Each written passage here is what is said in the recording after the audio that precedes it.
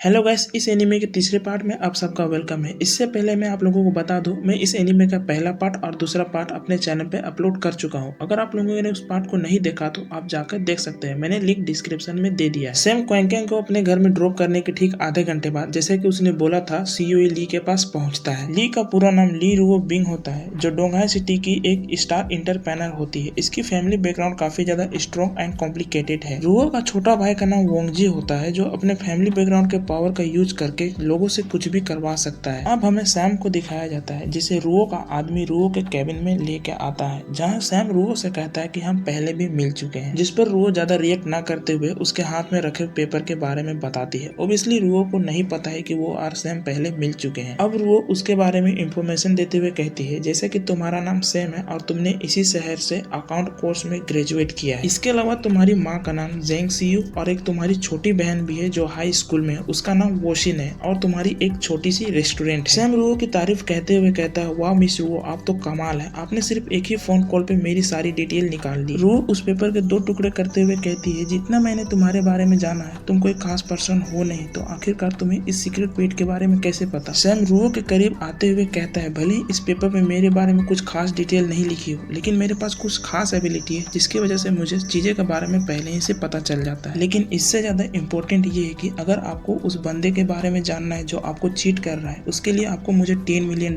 देने पड़ेंगे। अब मिस रुओ खड़ी हो जाती है और अपना हाथ ड्रॉवर की तरफ बढ़ाते हुए सोच रही होती है कि आखिरकार ये लड़का है कौन जो मुझे अचानक कॉल करता है, हमारे मीटिंग के बारे में पता है, और अब ये मुझे चीट करने वाले बंदे के बारे में बता रहा है। देन रुओ ड्रॉवर से गन निकालती है और उस गन को सैम की तरफ पॉइंट करते हुए कहती है कि तुमने आखिर मुझे क्या समझ रखा है जो मैं तुम्हारी हर एक बात को मान लूंगी। तो चलो तुम जल्दी से इस बात का मुझे एक्सप्लेनेशन दो कि आखिरकार तुम्हें हमारे इस सीक्रेट बेट के बारे में कैसे पता, और साथ ही उस इंसान के बारे में भी जो मुझे चीट कर रहा है। सैम कहता है, मुझे पता था कि तुम ऐसा ही कुछ करने वाली हो, लेकिन बिना मैगजीन के तुम मुझे कैसे शूट करोगे, जो कि फिलहाल मेरे पास है। मिस रुओ शॉक हो जाती है और सोचने लगती है कि आखिरकार मेरी गन तो ड्रॉअर में थी, तो इसकी मैगजीन सैम के पास कैसे गई। फिर वो विजुअलाइज करती है, जब सैम मेरे करीब आया था तब शायद उसने मेरे गन की मैगजीन निकाल ली थी, लेकिन उसे कैसे पता था कि मेरे पास गन थी। सैम मिस रुओ से गन लेते हुए कहता है, मिस रुओ आपको मुझ पे शक नहीं करना चाहिए, और रही बात गन से मैगजीन गायब होने की, तो ये मेरी स्किल एंड इंटेलिजेंसी का छोटा सा पार्ट है, एंड मैं इससे आपको ये प्रूव करना चाहता था कि मैं कोई नॉर्मल ह्यूमन नहीं हूँ। सैम गन में मैगजीन डालते हुए उस गन को मिस रुओ की तरफ बढ़ाता है और कहता है, मिस रुओ आप मेरी इस इन्फॉर्मेशन पे शक ना करें, मेरी ये इन्फॉर्मेशन एकदम पक्की है। अब मिस रुओ अपने चेयर पे बैठती है और कहती है, अच्छा तो तुम्हें हमारे बारे में और क्या क्या पता है, चलो जल्दी बताओ। अब सैम इसके बारे में इन्फॉर्मेशन देते हुए कहता है, आप ली फैमिली की सबसे बड़ी बेटी हो, एंड आपके डैड ने आपकी मोम को छोड़ दिया, जिसकी वजह से आपकी मोम ने अलग अलग लोगों को डेट करना शुरू कर दिया, जिससे तुम काफी ज्यादा स्ट्रेस में रहने लगी। इतना ही नहीं, तुम्हारी मोम ने डिंगलोंग से शादी करने के लिए भी तुम्हें प्रेशराइज किया, जैसा कि तुम्हें डिंगलोंग बिल्कुल भी पसंद नहीं था और तुम्हें उससे शादी नहीं करनी थी। इसके लिए तुमने अपने के लिए 3 फेक बॉयफ्रेंड भी बनाए, जो तुम्हारी फैमिली बैकग्राउंड की वजह से बिल्कुल भी ठीक हालत में नहीं है। एक कोमा में है, एक का एक्सीडेंट हो गया, और एक के बारे में पूछो ही। एंड ऑब्वियसली ये सब कराने वाला कोई और नहीं बल्कि लोंग ही था, और जब तुम्हें इसके बारे में पता चलता है तो तुम लोंग से एक बेट रखती हो, जिसमें तुम और वो एक साथ एक न्यू बिजनेस स्टार्ट करेंगे, एंड 5 ईयर बाद जिसका भी बिजनेस टॉप पे आएगा उसे उसकी बात माननी पड़ेगी। एंड इस बेट को हराने के लिए लोंग ने तुम्हारी टीम में एक स्पाई को हायर किया है, जो ऑब्वियसली तुम्हें चीट कर रहा है। तो मिस ली, इतना इन्फॉर्मेशन क्या आपके लिए काफी है या मुझे और कुछ इन्फॉर्मेशन देना होगा। इतना सुनते ही मिस ली 10 मिलियन का चेक काटती है और उसे सैम के हाथ में दे देती है, और साथ ही कहती है, तो चलो अब बताओ वो गद्दार कौन है। इतने में सैम का एक असिस्टेंट उसके पास आता है और उसके हाथ में कुछ पेपर वर्क होते हैं, जिस पर मिस ली के सिग्नेचर चाहिए थे। अब सैम उसे पकड़ लेता है और उसे टेबल पे दे मारता है। अब क्योंकि वो असिस्टेंट मिस रुओ का सीनियर असिस्टेंट था, इसलिए वो सैम से कहता है, आखिरकार ये क्या बदतमीजी है, मुझे ऐसा क्यों किया जा रहा है। सैम उस पर गन पॉइंट करता है और कहता है, अनजान बनने की कोशिश मत करो, आखिरकार कुछ दिन पहले तुम्हारे अकाउंट में $5 मिलियन कहाँ से आए। अब वो असिस्टेंट काफी ज्यादा घबरा जाता है और घबराते हुए कहता है, कौन से पैसे, मैं किसी पैसे के बारे में नहीं जानता। सैम कहता है, मुझे पता था कि तुम इस बात को एक्सेप्ट तो नहीं करने वाले, लेकिन कोई बात नहीं। देन उसके बाद सैम उसके फोन कॉल को निकालता है और डोंगलिंग के पास कॉल करता है, जिस पर डोंगलिंग कहता है, हेलो क्या काम हो गया। ये सुनते ही असिस्टेंट के पसीने छूटने लगते हैं और वो मिस रुओ के सामने झुक के माफी मांगने लगता है। सैम रुओ की तरफ गन बढ़ाते हुए कहता है, मिस रुओ इसके साथ आप क्या करना है ये आपकी मर्जी, इसने आपको चीट किया तो क्या आप इसे मार दोगे। रुओ अपने असिस्टेंट से कहती है कि तुम सच में एक गिरे हुए लालची बंदे हो जो $5 मिलियन के लिए किसी को भी बेच सकता है। अब इससे पहले कि मुझे और भी ज्यादा गुस्सा आए तुम यहाँ से चले जाओ, वरना तुम आज मेरे हाथ से नहीं बचने वाले। ये सुनते ही वो असिस्टेंट खड़ा हो जाता है और मिस रुओ का धन्यवाद करते हुए वहाँ से चला जाता है, जिसे भागता हुआ देखकर सैम कहता है, ये क्या मिस रुओ, आपने इसे तो आसानी से जाने दिया, मुझे लगा आप इसे आज ही के आज मार डालोगे। मिस रुओ मिस्रू, अच्छा तुम्हें ऐसा क्यों लगा कि मैं इसे जिंदा छोड़ने वाली हूँ? इसके लिए तो मैंने कुछ स्पेशल प्लान करके रखा है। और